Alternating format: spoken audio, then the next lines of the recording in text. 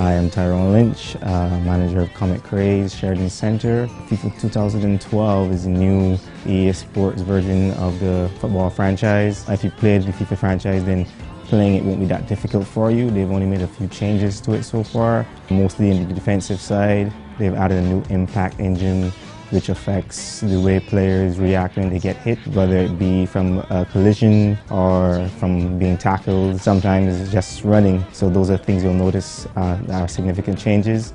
They've also made one or two changes with the buttons, whereas before the circle button would have been to call the second defender. The R1 button now takes that place, and also before where X would have been the default tackle, circle is now the default tackle.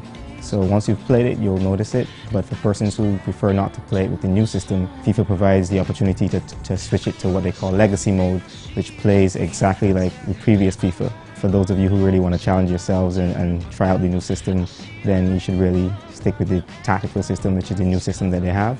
Well, if you're not accustomed to playing FIFA and it's your first time, all I would suggest is that when you go into the settings, you change the difficulty. You don't put it on the hardest, obviously. You play it on an easier level until you get the hang of it. The FIFA has always been and is the most popular of the football games. It has all the latest players and franchises, all different trades, and you can go online and update teams whenever players are traded or sold or just transfer, whatever the case may be.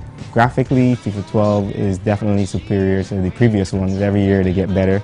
You think graphics can't get much better, but then as soon as you see it, it's like, wow, it's definitely improved. Players, their faces, you will recognize them when you see them. Their reactions, even when they dribble sometimes, is exactly spot on to what the actual player is. FIFA's always been a big multiplayer game. It's up to, I think, 8 players you can get playing, so you and your friends can get 4 against 4.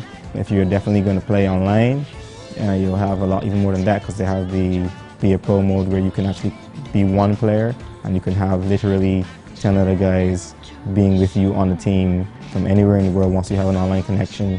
And that really enhances, obviously, the multiplayer aspect of the game, because you're not limited anymore now to just playing against your friends. Once you're a FIFA fan, or a football fan in general, FIFA 12 is the game you must have.